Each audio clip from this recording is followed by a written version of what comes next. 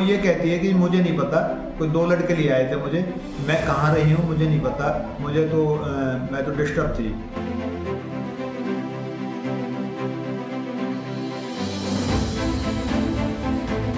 इधर उधर भटकती जो रही ब्रेन रहती में अपनी मदद कर रही है।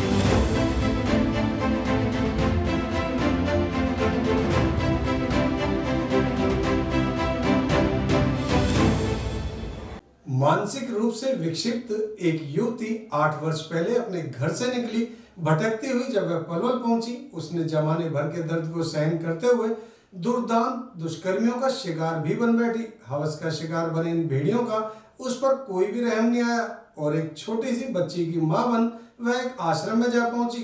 पुलिस की मदद से आज वह अपने परिवार से मिलने में सफलता प्राप्त कर पाई। एक और जहां समाज में कुछ लोग अपना सब कुछ लुटाकर भी सेवा करने का जज्बा रखते हैं, वहीं दूसरी ओर कुछ दुर्दांत भेड़िए ऐसे भी हैं जो मानसिक रूप से विक्षिप्त को भी अपनी हवस का शिकार बनाने से नहीं चूकते। ऐसे ही एक मामले में दिल्ली के एक इलाके से वर्ष 2015 में 22 वर्षीय युवती निकलकर सड़कों पर भटकती रही। सड़क ही उसका घर बन गया। दुकानदारों की मदद से उसे जीने के लिए 2 रोटी मिलती रही, लेकिन मानसिक रूप से विक्षिप्त इस युवती को करीब 2.5 वर्ष पहले किसी ने हवस का शिकार बना लिया और बाद में ये युवती एक बच्ची की मां भी बन गई। पलवल कुचलीपुर चौक के निकट सड़कों पर रहने के दौरान किसी समाज सेवी ने इसकी सूचना जब पुलिस को दी तो क्राइम ब्रांच की टीम ने युवती का रेस्क्यू किया।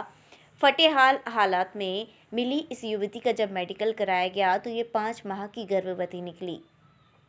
दुखद की बात तो यह है कि जिसे अपने खान और पहनने का होश ही नहीं था, उसे अपनी हवस का शिकार बनाने वाले उस दरिंदों को रहम क्यों नहीं आया।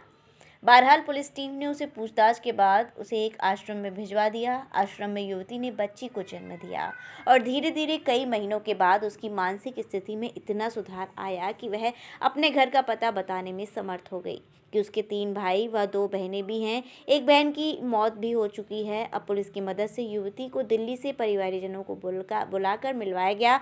8 साल बाद अपने परिवार के सदस्य से मिलने के बाद दिल्ली से आए परिजन बेहद भाव विभोर हो उठे।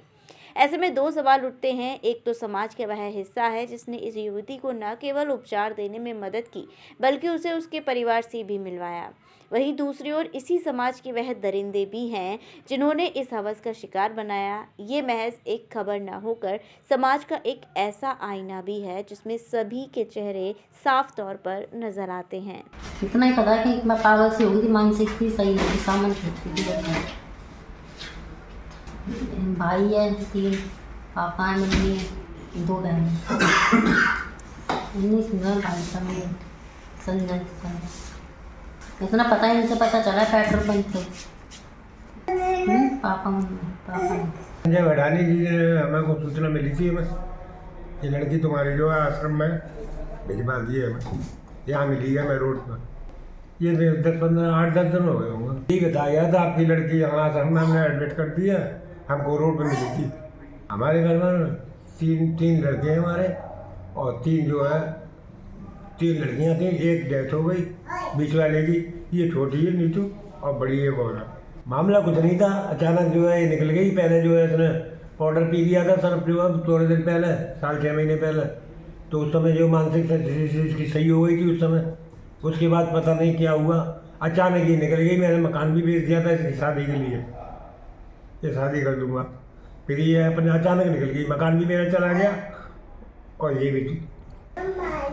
ये महिला मंदबुद्धि थी और हमें सूचना मिली कि पंप पे रह रही है, जो मांग के खाती है, रोड पे रहती है हमेशा, और कुछ इस पर शराबी करावी गलत नज़र रख रहे हैं।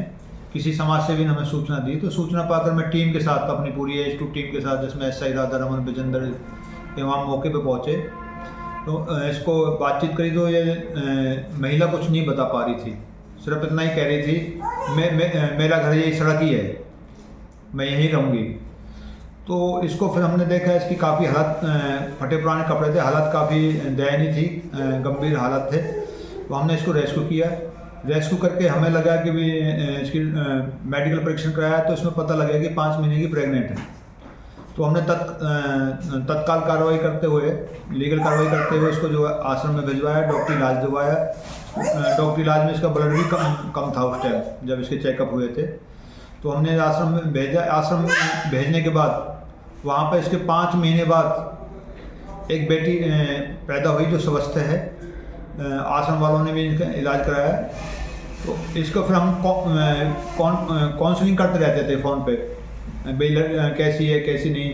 तो जैसे जैसे इसमें सुधार हुआ, अभी इसने 20 दिन पहले अपना एड्रेस बताया कि मैं सुल्तानपुरी की रहने वाली हूँ, मेरे फादर का नाम चंद्र बाबू है और मेरे जो हैं 3 भाई हैं, हम 3 बहन हैं। तो इसकी सूचना पे हमने, लेकिन सुल्तानपुरी का इसने पूरा एड्रेस नहीं बताया कि इसके फादर ने पुराना मकान बेच दिया था। ये अपने घर से निकली थी 2015 में, जब इसके फादर से हमने बात करी तो सुल्तानपुरी थाने में हमने इसका पता किया। तो सुल्तानपुरी थाने में पता लगा कि हाँ एक डीडी कटी हुई है, लेडीज है, 2015 से। हमने फ़ोटो दिखाया इसका। तो इसके फादर से हमारी बात हुई, जो आज के इसके परिवार वाले फादर हमारे पास आए हैं, जो हमने कानून कार्रवाई करके और आज इस इनके फादर को, नीतू के फादर को हैंड ओवर कर रहे हैं। नीतू भी स्वस्थ है, अब इनकी बेटी भी स्वस्थ है। और इनके फादर बता रहे थे कि भी घर में इन्होंने कुछ पी लिया था, जिससे दिमागी तौर पर थोड़ी परेशान थी, घर से निकल गई थी 2015 में।